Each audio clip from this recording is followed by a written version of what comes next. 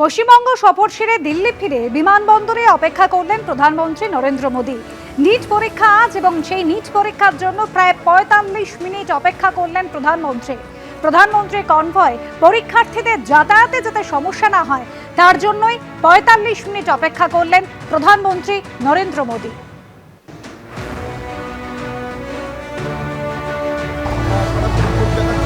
ফের আজ দেশ জুড়ে হচ্ছে নিট পরীক্ষা। যাদবপুর বিদ্যাপীঠে কড়া নিরাপত্তায় চলছে নিট পরীক্ষা।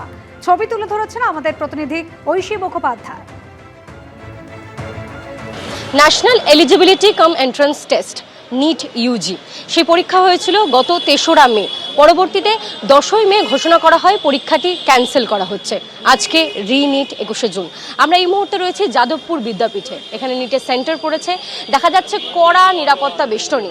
ভেতরে যারা আসছেন ছাত্রছাত্রীদেরকে সম্পূর্ণ ফুল বডি চেক এবং তার সঙ্গে ফ্রিস্কিং করেই ভিতরে প্রবেশ করতে দেওয়া হচ্ছে। তাদের অ্যাডমিট কার্ডে যে বারকোড রয়েছে সেই বারকোড স্ক্যান করার পরে আধার কার্ডের সঙ্গে পরিচয়পত্র মিলিয়ে ছবি দেখে সম্পূর্ণভাবে বিষয়টি সম্পন্ন করা হচ্ছে। কড়া নিরাপত্তা রয়েছে। ছাত্রছাত্রীরা যারা ভিতরে প্রবেশ করছেন তাদেরকে তাদের যে নথিপত্রগুলো রয়েছে সেগুলো সহ যে সমস্ত জিনিস আনতে বারণ করা হয়েছে সেগুলো দেখে নেওয়া হচ্ছে। জলের বোতল থেকে শুরু করে পেনের যে প্যাকেট, ব্যাগ এবং তার সঙ্গে বোর্ড ট্রান্সপারেন্ট কিনা সেই সম্পূর্ণ বিষয়টা দেখে তাদের আধার কার্ডের সঙ্গে তাদের যে অ্যাডমিট কার্ড সেটাকে চেক করে তারপরে ভিতরে প্রবেশ করতে দেওয়া হচ্ছে। আমরা দেখেছিলাম যে ৩রা মে পরীক্ষা হওয়ার পরে অভিযোগ ওঠে একাধিক যে প্রশ্নপত্র ফাঁস হয়েছে এবং তারপরে ১০ই মে পরীক্ষাটি ক্যান্সেল করা হয়। তার পরবর্তী সময়ে এখন দেখা যাচ্ছে ছাত্রছাত্রীরা এসেছেন রিনিটে বসার জন্য। পরীক্ষা সম্পন্ন হবে এবং তার সঙ্গে এখানে যারা উপস্থিত অভিভাবকরা রয়েছেন তারা বলছেন যেন ঘটনার পুনরাবৃত্তি না হয় এমনটাই আশা করছে। ক্যামেরায় অভিজিৎ দত্তের সঙ্গে ঐশী মুখোপাধ্যায়, বিপি আনন্দ, কলকাতা।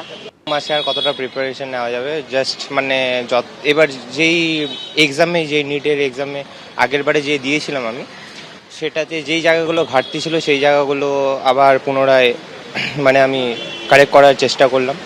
এখন দেখি এক্সামের কোশ্চেন হিসেবে কতটা অ্যাপ্লিকেবল, আমি কতটা করতে পারছি সেই হিসেবে নির্ভর করে। হ্যাঁ, চিন্তা তো হবেই, কারণ কি এত একটা বড় এক্সাম।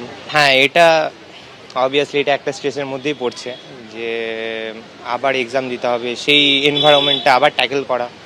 দেখেন, এনটিএ এর গাফিলাতি তো আছেই। এনটিএকে এটা অনেকটা সতর্ক হওয়া দরকার ছিল।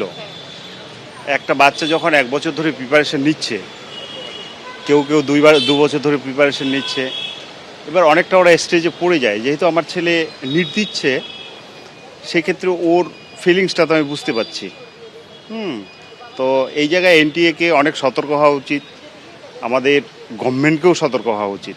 সবথেকে বড় ব্যাপার যে এত বড় পরীক্ষায় এই গাফিলতিগুলো কেন হয়।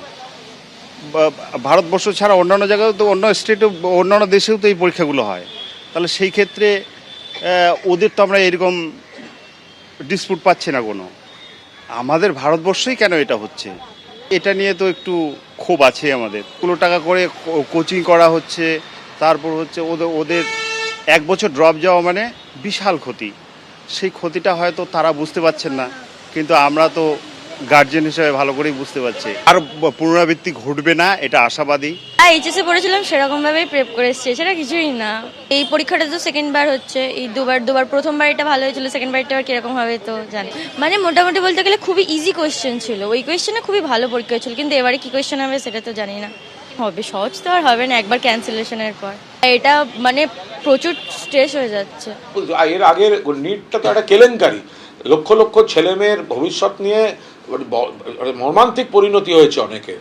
কেন্দ্রীয় সরকারের সম্পূর্ণ রকম ব্যর্থতা, অপদার্থতা আমরা নজর রাখছি কি করছে। এবিপি আনন্দ, এগিয়ে থাকে, এগিয়ে রাখে।